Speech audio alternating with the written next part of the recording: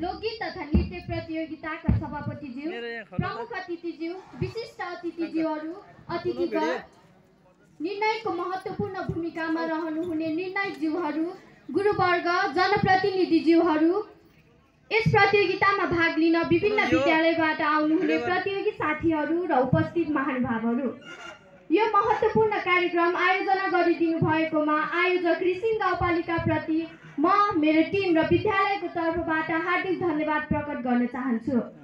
हुन त गीत सङ्गीत मनोरञ्जनको सशक्त माध्यम हो, तर गीत सङ्गीत केवल मनोरञ्जन मात्र होइन, यसले समाज परिवर्तनको संवाहकको रूपमा पनि कार्य गर्दछ।